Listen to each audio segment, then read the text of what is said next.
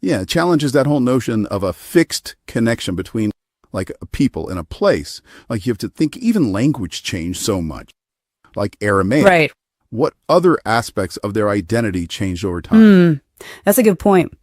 So we've got this super long and complicated history, and then the author gets to their main point, which is kind of a controversial one, right? Yeah, it is. They basically argue that for descendants of Jews who left centuries ago and built lives elsewhere, to now claim the right to return and maybe even displace current inhabitants is, well, they use the word outrageous. Outrageous. Wow, that's a strong word. It is. And they don't stop there. They talk about, like, there's no certificate of occupancy from ancient times. They even ask, does any Jew today actually know the exact spot their ancestors might have farmed, like, centuries ago?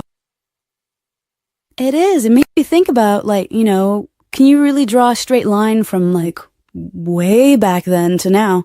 And it gets even trickier when the author brings in religion. Like, what about using religious texts to back up claims to land? They even flip the script. They say, what if other groups use their own religious texts to do the same thing? How would we feel about that? That's a good point. It makes you think about, you know, are we holding everyone to the same standard? Like, if we wouldn't accept that from someone else, can we really accept it for ourselves? It really makes you think critically. But then they throw in another wrench, right? They're Canaanites. Okay, for anyone who's like, wait, who are they?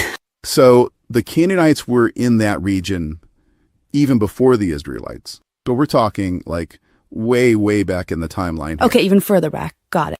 And, you know, even in the Bible, you have figures like Uriah the Hittite and Ahithophel who were descended from Canaanites, and they're right there in the story. So they were like already there. Wow. So if we're talking about ancient connections, they predate like everyone else we've been talking about.